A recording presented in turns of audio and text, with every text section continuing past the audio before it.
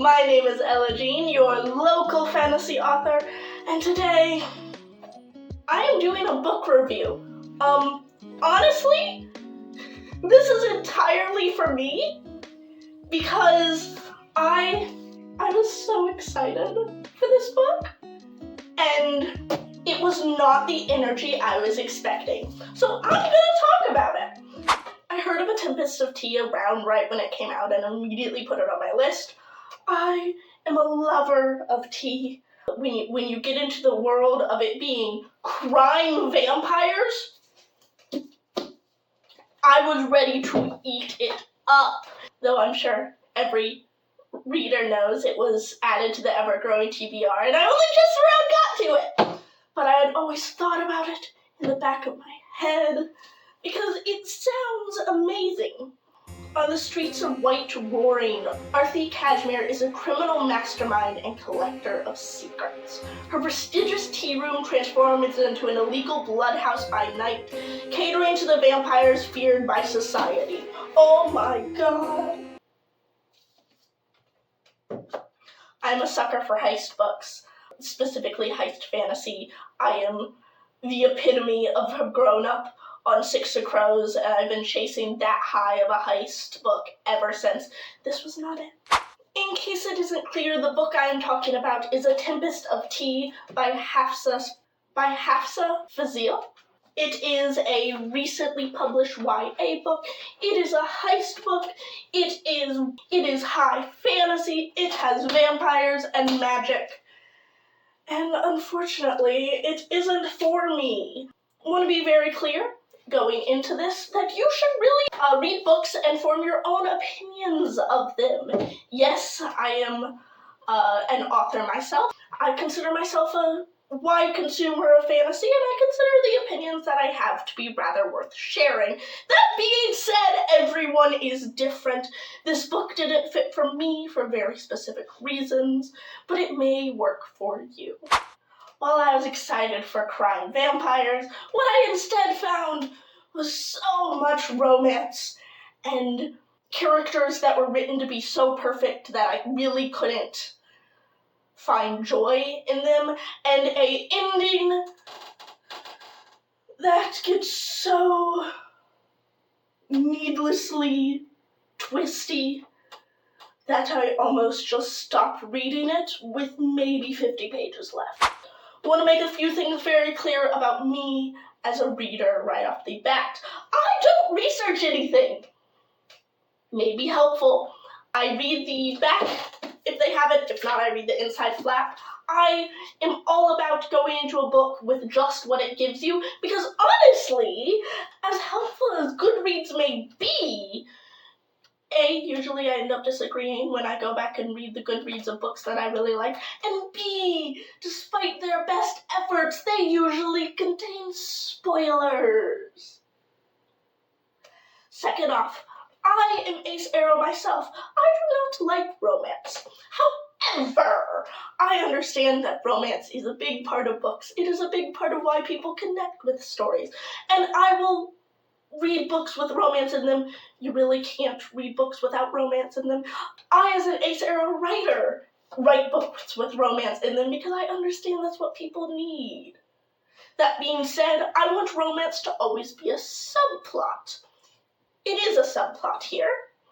However, when romance becomes either the grand solution or makes the characters that are really smart make suddenly stupid decisions, I really don't like it. Guess what Arthi does this entire book for a boy that she has no reason to be trusting? This is portrayed as an incredibly smart character. Pause. I am going to get into spoilers. Sorry, a lot of my review and critique has to do with the last 100 pages of the book. Stop now if you want to read the book without spoilers. Anyway, so Arthi this entire time has two boys that are crushing mad over her. The Laith, the Horned Guard, and Mateo the Vampire. Oh my god, and she doesn't know which one. She ends up going with Laith, And despite the fact that she knows he's a horned guard, which the horned guards... Arthie runs a tea shop called Spindrift. It converts into a vampire blood house, which are illegal at night. Vampires are basically treated as second-class citizens throughout this entire book. While it's like an Al Capone situation. Everyone knows Spindrift converts into a blood house, but they cover it up so damn well that the government can't really come after them. As a result, this entire time the government, specifically the leader known as the Ram, hates Arthie and the Cashmeres because they are people who are acting above their class. This book is steeped in class and race relations. It has a strong message of colonialism that I, as my white ass, doesn't feel like I can cover perfectly in this book. Personally, I will comment on it here. Where it was included, I actually thought the colonialism part was handled quite well. And personally, those were actually the parts I enjoyed when we got into what is right and how different people have different views of colonialism.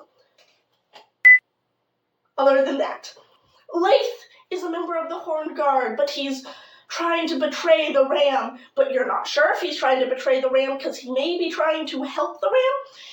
Anyway, Arthie decides to go along with him. Great. I love it when we have characters that have to be forced to work together, and usually they end up being friends. That is the best plotline. I enjoy those plotlines. Oh my god. So Laith is so clearly trying to kill her. But, she keeps going, oh, but he's so nice. What if I'm the bad one? It is so annoying by the end of the book. And the worst part is the other romance is between Flick, an aristocratic girl, and Jin, the other Cashmere. And, oh my god, it is also I'm such a bad boy from Jen's perspective, and I'm gonna corrupt poor innocent Flick, and Flick being like, I don't know if I can do. Oh my god, both of the romances are that. Both of them. They're both the bad boy and the good girl, and they're that trope, and in 335 pages, that is a lot to have two romances that follow the same track record. It gets frustrating. Now, this may not be a problem for you. I'm well aware that I am rather unique in my not liking any romance. However, I do still claim, so, Laith is evil in the end. Shocker. We'll get into that in a minute about something I disagree with that. But Laith is evil in the end and shoots Arthie. The ending of this book, man, I will get to it in a second, but you'll see why. But Laith turns out to be evil and betrays her. But this entire time, Arthie has been shown to be such a smart character. She's shown not to let emotions get the best of her. She is still keeping secrets from Jen, and they consider themselves siblings. They are the Cashmeres together. Arthie is an immigrant who came from the colonized town, and Jen is the son of two scientists who are trying to make it in a world that isn't meant for their skin tone, because he is also not of the pure white skin, and all of that. Once again, not my place to speak on that. Arthie is shown to still keep secrets from Jen. She doesn't tell him some of the most basic things about her and her life and her past. And yet Laith, this boy who is working with the people that are literally trying to kill her. This boy who admits that he's working with the people that are literally trying to kill her. Who she goes on adventures with, and she follows, and she realizes, oh, maybe he's good. You don't trust Jen! The guy that you have literally grown up with, who you have built your entire life around this friendship and family that you have found in each other. But you trust this boy! You trust this boy that you have met for maybe a month, 2 months. I like a good romance. Romance can be incredibly fun to read, but when you make them so tough. Speaking of characters, though, Cashmere are fascinating. So they really are mafia style, and as a result are shown to basically work in secrets and threaten and blackmail a lot of people. Them as a power are never really shown to fail. Like, when the Cashmeres go to threaten someone, they get what they want. There may be like, oh, they tried to backstab, but then the Cashmeres still come out on top. And personally, it is hard to connect to characters that never fail. In fact, Jin, at one point, in front of Flick, realizes that some guys were giving her trouble. Flick is a forger. She's not supposed to be doing it with her mother. Her mother is an aristocratic being, leader of the shipping companies that are causing so much trouble in the colonies. All of that. She is shown to be innocent, and while she's forged before, this is the biggest mission she's ever done. So she goes back to these people that she's, like, supposed to be able to forge at, but she got caught last time, and now they're mad at her. And they tell her she needs to leave. And Jin comes in, having followed her, and breaks the guy's kneecaps. I believe Flick has a moment where she goes, I don't know if he'll walk again. And she literally acknowledges that for a working man, that could be a death sentence.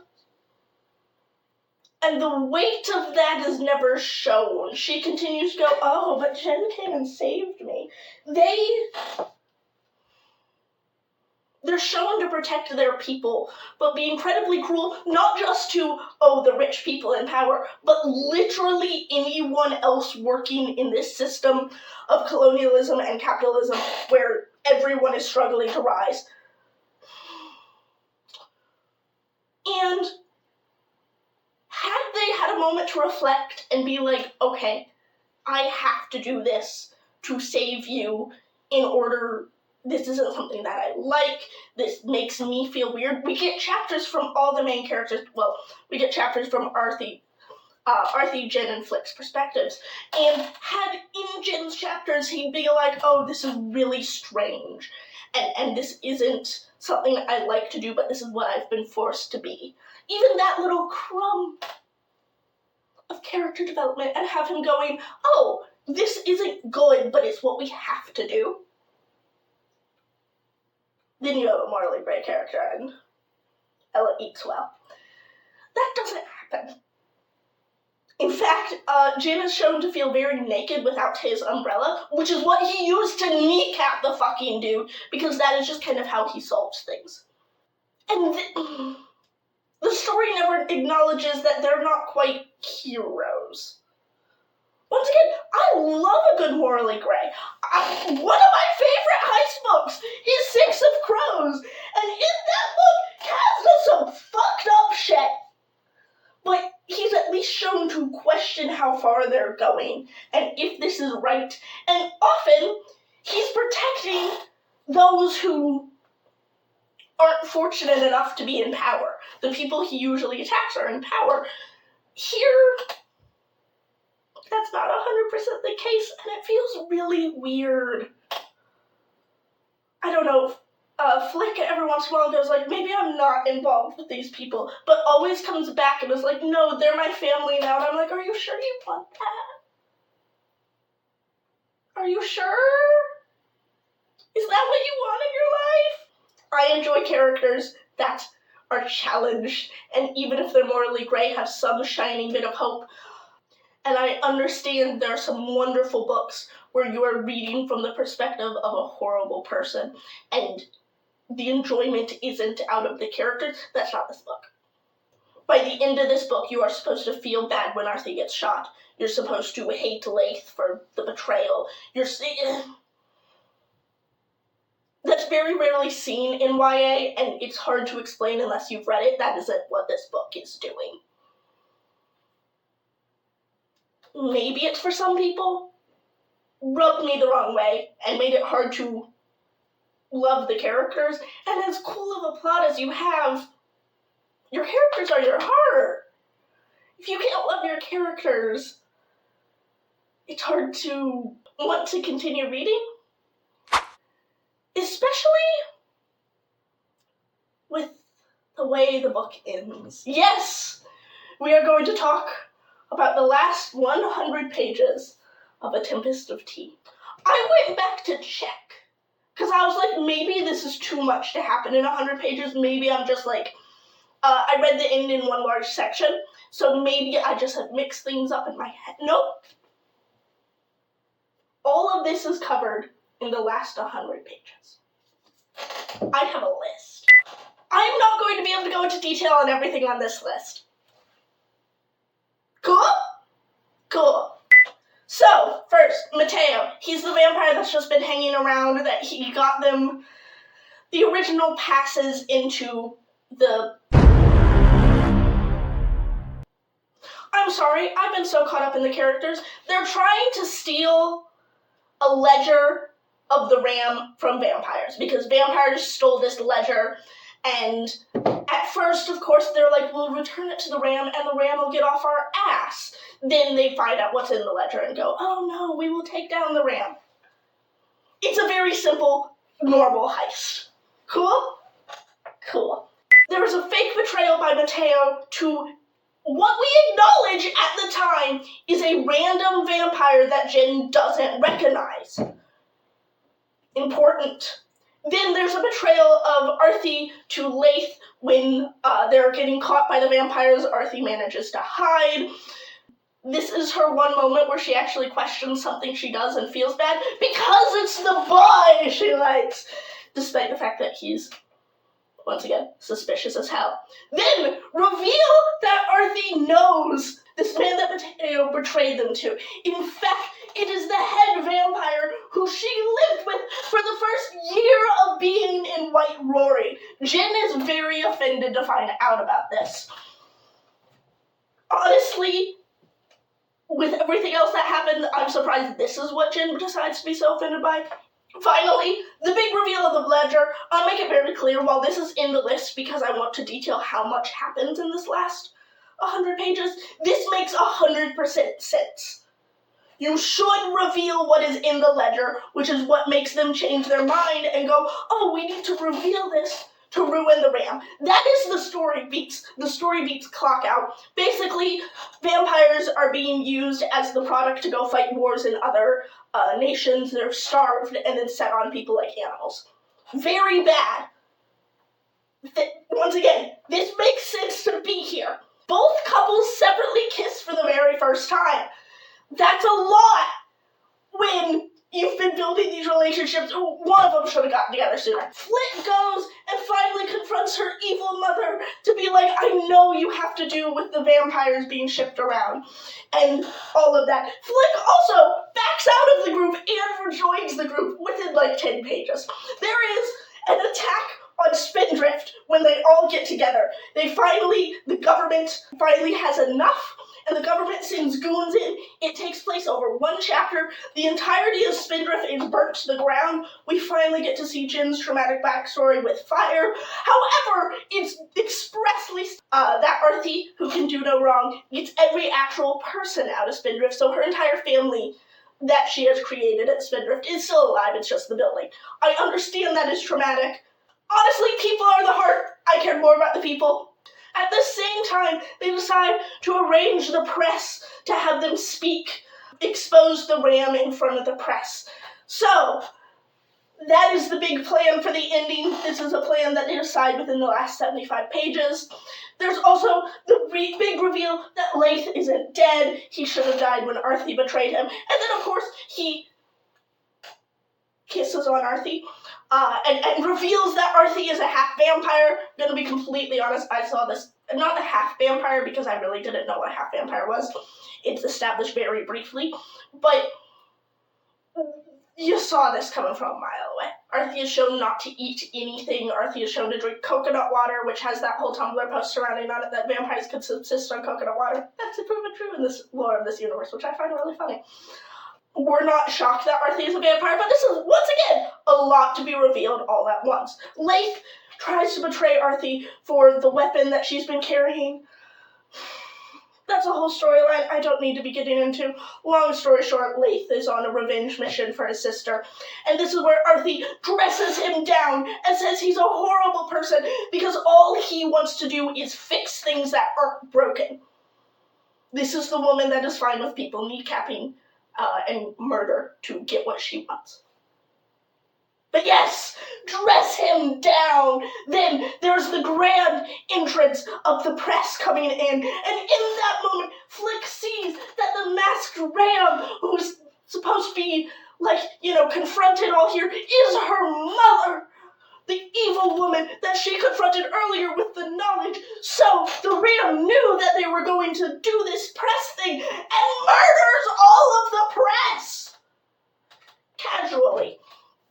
Once again, over the course of one chapter. In this murder of the press, Jed gets shot, but he gets turned into a vampire because, of course, you can't kill Jed. And the head vampire gets shot. The character that we didn't know existed until the beginning of these 100 pages when we had the fake betrayal from Mateo. That is the only reason we knew he existed. Arthie has been so shut out about her backstory, we didn't know there was someone else that she saw as family. So even though the moment is played as, oh my god, my surrogate father is dying, we didn't know! It doesn't matter! I care nothing! I think his name is Penn. I couldn't tell you a thing about him other than this. Then, of course, now that everyone's been shot and killed,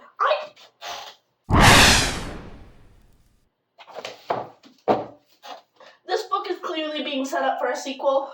Hafsa Fasil has another series out before this. That means she is exempt from the whole curse that a first debut book should be able to be standalone. So this book is clearly setting up for a sequel. That being said, after the press is murdered and Jin is turned into a vampire, the one thing they don't deal with is, what do we do about the ram? That isn't even addressed. Instead, Arthie goes to confront Leith. And this is where she gets real mad at him and all of that. And then she gets shot, killed, and in a stinger right at the end, rescued by the wolf, who is a character that is briefly mentioned as kind of a fable and grand event throughout this entire thing. So yes, he had set up, but also what the fuck? I'm sorry, honestly, once the betrayal trope of a heist book, which that is just part of the genre, that at some point someone will turn, usually it's revealed to not truly be a turn, like Mateo's one. But once you use that trope 3 times in a 100-page ending, that is too much. Too much happened in the end. I had 50 pages left, and I was sitting there going, do I even care? Because maybe if the characters weren't perfect and you cared about them earlier, maybe that would be enough. But, it's just all too much. Like I said, some of this was set up, some of this we saw coming from a mile away, but still, this feels like too many twists, and it feels like you're giving it twists just to imply that there's been some depth in the book. For example, let's look at Leith as a villain. You see, Arthie reveals at the end that she's figured out that this entire time he didn't want the ledger. All he wanted was this weapon that Arthie has that's magical, is from his own country. He wanted this weapon the whole time. All he wanted was this weapon. Why not kill her earlier? There's a scene. There's multiple scenes that are just the two of them. But there's a scene where they escape a banker that they just threatened to a warehouse. And it's implied that he may have tried to push her off because Arthie mentioned the moment. So are you just saying Arthie's superpowered and such a perfect character that she can dodge even the most advanced forms of assassination attempt and yet falls in love with the guy. It just doesn't. You sit at the end, maybe wrapped up in so many twists that happen that you don't necessarily have time to sit and realize the twists undo huge parts of the story. Leif could have killed her earlier. Why go through this whole plan? If the Ram is the mother, how did the Ram ever let the press get out? The mother's mad at Flick for an earlier foraging attempt. Why'd that ever get out? Couldn't the mother have done something to stop it? She's literally the masked government who's shown to have guards and this council all protecting her. But she could do nothing. She was allowed to murder all the press. And since it isn't addressed, nobody seems to bat an eye. But she couldn't stop the paper from coming out? Is that meant to show the power the press has? Then why have the murder? I mean, I'm gonna get pissed and look this up on Goodreads, because I'm sure it has a great score, and I am the only person who is so not getting the elegance and wondrous of this book. That's not to make fun of this book. While this loads, I want to make something very clear. It's impressive to have even written a book. I have been trying to publish for the longest time, and for some reason I don't click with agents. So to be able to have a career as a writer is impressive in the traditional industry. I'm impressed. I respect the work that was put in. Okay, it has a 3.5. A lot of people that are talking about they don't like it, don't like the depth of characters, and the lack of depth of characters, weird conversation, and specifically unlikable characters. So honestly, yeah, people are saying it's objectively not great. Once again, everyone is going to have different opinions. Personally, this book is just nothing. I reached the end of it, and I wasn't sure why I bothered to finish. I'm not gonna read the sequel, even though the sequel hopefully would actually answer some of the questions with the,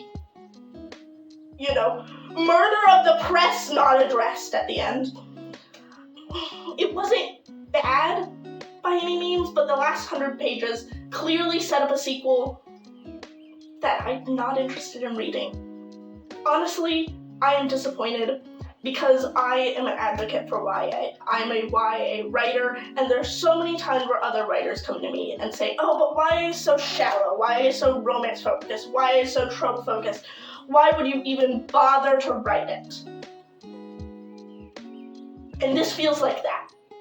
This is the book they're thinking of when they ask me why write YA. So, believe it or not, I am still a writer and will still mostly post writing related things. I just needed somewhere to talk about this, and I had a YouTube channel, so I thought we might as well. But always remember, writing is difficult, and there will always be people to critique your shit. And daring to continue after the first page is brave, especially when people critique your shit. Please.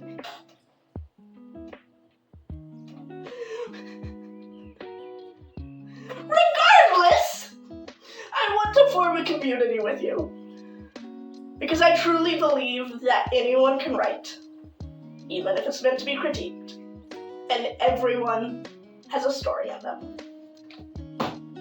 Thanks.